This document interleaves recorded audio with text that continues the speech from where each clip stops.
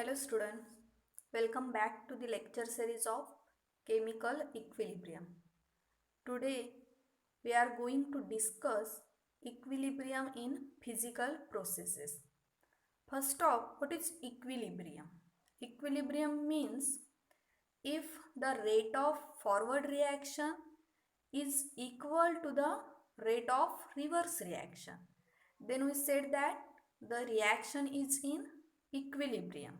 Okay, so in this lecture we are going to discuss equilibrium in physical processes.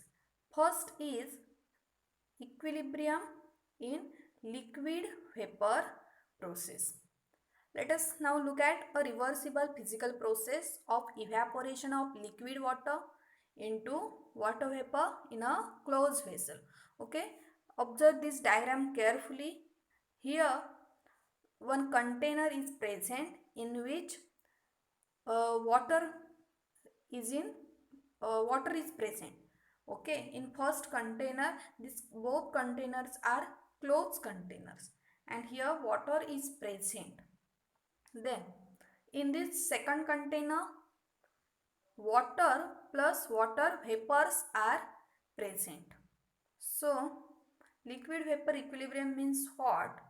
The explanation is given in this slide.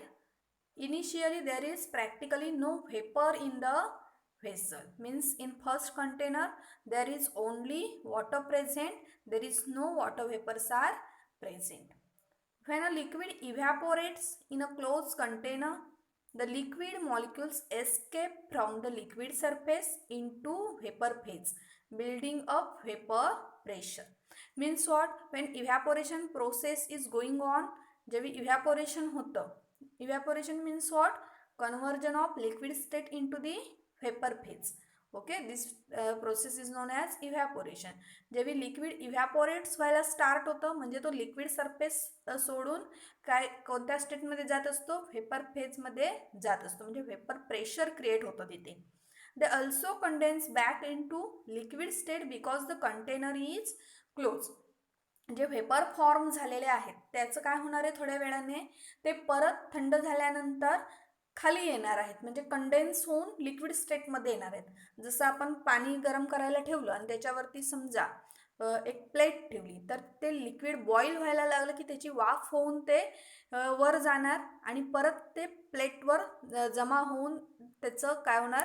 Water droplets form होणार आणि ते परत खाली पाण्यामध्ये त्या पातेल्यात पडणार. बरोबर ना? म्हणजे असंच ह्या कंटेनरमध्ये सुद्धा सेम प्रोसेस होणार आहे.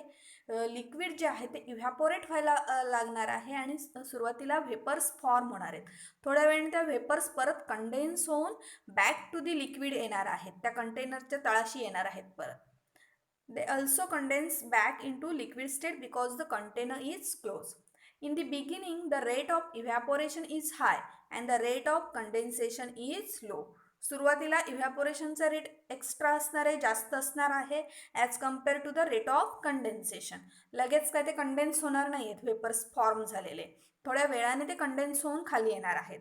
But with time as more and more vapour is form, the rate of evaporation goes down and the rate of condensation increases. म्हणजे जसं जसं टाईम होत जाणार तसं काय होणार आहे? इव्हॅपोरेशनचा रेट जो आहे तो थांबणार आहे, कमी होणार आहे, डिक्रीज होणार आहे आणि कंडेन्सेशनचा जो रेट आहे तो काय होणार आहे? इन्क्रीज होणार आहे. Eventually the two rates become equal. आणि अशी एक स्टेप येईल किंवा अशी एक स्टेज येईल की जिथे इव्हॅपोरेशनचा रेट आणि कंडेन्सेशनचा रेट्स काय असतील? इक्वल असतील. This gives rise to a constant vapour pressure आणि त्याच्यामुळे कॉन्स्टंट व्हेपर प्रेशर काय होणार आहे? क्रिएट होणार आहे. This state is known as an equilibrium state. In this state, the number of molecules leaving the liquid surface equals the number those return to liquid from the vapor state. म्हणजे जेवढे molecule evaporate होऊन वर जाणार आहेत तेवढेच molecule काय होणार आहेत? कंडेन्स होऊन बॅक टू द लिक्विड येणार आहेत. ओके, म्हणजे rate of evaporation and the rate of condensation will be equal and this state is known as equilibrium state. Across the interface there is a lot of activity between the liquid and the vapor. This state, when the rate of evaporation is equal to the rate of condensation, is called equilibrium state, and it may be represented as in this way. See here, H2O in liquid state and H2O in vapor phase. Okay, and in between these two states there is forward reverse arrow. Okay, this type of arrow is present because this reaction is reversible type of reaction. Okay, reverse होते की नाही, H2Oचं conversion water व्हेपरमध्ये होत आहे, परत water व्हेपरचं conversion कशामध्ये होतं आहे, H2O मध्ये होतं आहे, लिक्विड स्टेटमध्ये. म्हणजे दोन्ही बाजूंनी रिॲक्शन काय होते, प्रोसीड होते, बोथ डायरेक्शनमध्ये रिॲक्शन प्रोसीड होते. म्हणजे त्या टाईपच्या रिॲक्शनला आपण काय म्हणतो, reversible reaction. Okay, that's why they return here double headed arrow. Then next is equilibrium in solid liquid phase. Consider a mixture of ice and water in a perfectly insulated thermos flask at 273 Kelvin. आता insulated thermos flask म्हणजे काय, त्याचं working काय, तर insulated system म्हणजे अशी system की ज्याच्यामधून एनर्जी आतमध्ये घेतलीही जात नाही आणि ट्रान्सफरही केली जात नाही बाहेर. म्हणजे तुम्हाला थर्मास माहिती आहेत, चहा वगैरे आपण गरम राहावी म्हणून जी यूज करतो थर्मास फ्लास्क, त्याचं वर्किंग तुम्हाला माहिती आहे की एनर्जी, हीट एनर्जी बाहेरून आतसुद्धा येत नाही आणि आतून बाहेरसुद्धा जात नाही. मग असं एखादी सिस्टीम की ज्याच्यामध्ये आईस आणि वॉटर प्रेझेंट आहे ॲट 273 केल्विन टेम्परेचरला. It is an example of solid liquid equilibrium. Why it is an example of solid liquid equilibrium, काय होणार आहे बघा, सॉलिड आणि आईस काय आहे, सॉलिड स्टेटमध्ये आहे आणि वॉटर जे आहे ते कसं आहे, लिक्विड स्टेटमध्ये. जर हीट एनर्जी बाहेरून आत येत नाही आहे म्हणजे आईस काय मेल्ट होणार नाही, कॉन्स्टंट टेम्परेचर आहे, आणि हीट एनर्जी आतून बाहेर सुद्धा जात नाही आहे म्हणजे काय, वॉटरचं कुलिंग होऊन सॉलिड स्टेटमध्ये सुद्धा जाऊ शकत नाही. म्हणजे आईस आणि वॉटर ज्या स्टेटमध्ये प्रेझेंट आहेत ते त्याच स्टेटमध्ये राहणार आहेत. Ice and water are at constant temperature. They remain in what is called solid liquid equilibrium. ते ज्या स्टेटमध्ये प्रेझेंट आहेत त्याच स्टेटमध्ये राहणार आहेत आणि याला सॉलिड लिक्विड इक्विलिब्रियम असं म्हणायचं. दोन्ही फेज काय राहणार आहेत, कॉन्स्टंट राहणार आहेत आयसोलेटेड किंवा इन्सुलेटेड थर्मास फ्लास्कमध्ये. Then solid vapour equilibrium. Place some iodine crystals in a close vessel. Observe the change in colour intensity in it. काय सांगितलंय, सॉलिड व्हेपर इक्विलिब्रियममध्ये काय असणार आहे, सॉलिड आणि व्हेपरमधलं इक्विलिब्रियम असणार आहे. ओके, क्रिस्टल्स घ्यायचे आहेत आयोडीनचे, ते एका क्लोज कंटेनरमध्ये ठेवायचे आहेत, व्हेसलमध्ये ठेवायचे आहेत आणि कलर इंटेन्सिटीमध्ये काय चेंज होतोय ते ऑब्झर्व करायचं आहे. After some time the vessel gets filled up with violet coloured vapour. काही वेळाने काय होईल, ते जे सॉलिड स्टेटमधलं आयोडीन आहे त्याचं सब्लिमेशन होईल. सब्लिमेशन मीन्स व्हॉट, जसं इव्हॅपोरेशन म्हणजे लिक्विडमधून व्हेपरमध्ये कन्व्हर्जन होणं, तसंच सॉलिडमधून डायरेक्ट व्हेपरमध्ये मधली स्टेप कोणती असते, लिक्विड असते. Solid to liquid, liquid to vapour असं असतं. पण direct solid to vapour conversion means what, sublimation. Okay, मग ते जे आयोडीन क्रिस्टल प्रेझेंट आहेत सॉलिड स्टेटमध्ये ते काय होणार आहेत, थोड्या वेळाने सब्लिमेट होऊन व्हेपर फॉर्म होणार आहेत. व्हायोलेट कलरच्या व्हेपरने ती फ्लास्क जे असेल किंवा व्हेसल जे असेल ते पूर्णपणे भरून जाईल. The intensity of violet colour becomes stubble after certain time.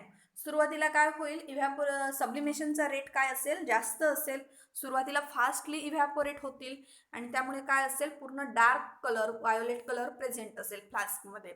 After some time काय होईल, ती स्टेबल होईल, कलरची इंटेन्सिटी जी आहे ती स्टेबल होईल.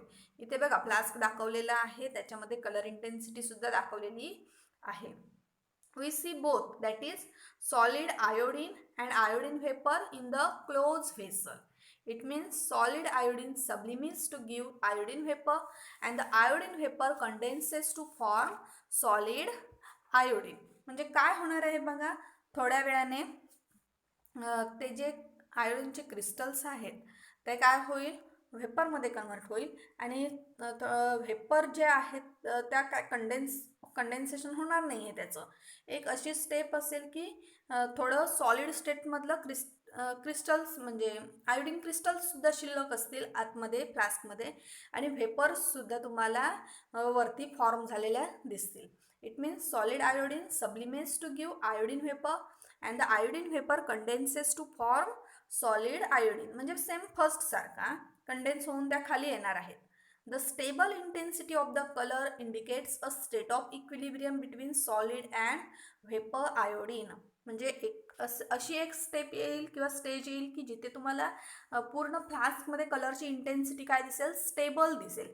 म्हणजे असं नाही की डार्क डार्क होत चाललाय कलर, एक असं काही वेळासाठी ती इंटेन्सिटी थांबलेली दिसेल तुम्हाला, कलरची इंटेन्सिटी कॉन्स्टंट असेल. And we can write the same as follow. जसं आपण याच्यासाठी लिहिलं होतं पहिल्या स्टेजसाठी, म्हणजे लिक्विड व्हेपर इक्विलिब्रियमसाठी जसं लिहिलेलं होतं तसं इथे आपण काय लिहिलं आहे, आयोडीनसाठी लिहिलेलं आहे. Iodine in solid state, iodine in gaseous state. First process is forward process is sublimation and reverse process is condensation. Okay, so these are the equilibrium in liquid vapor phase, then solid liquid phase, and last one is the solid vapor phase. Okay, try to understand all these concepts and write down in your chemistry notebook. Okay, thank you.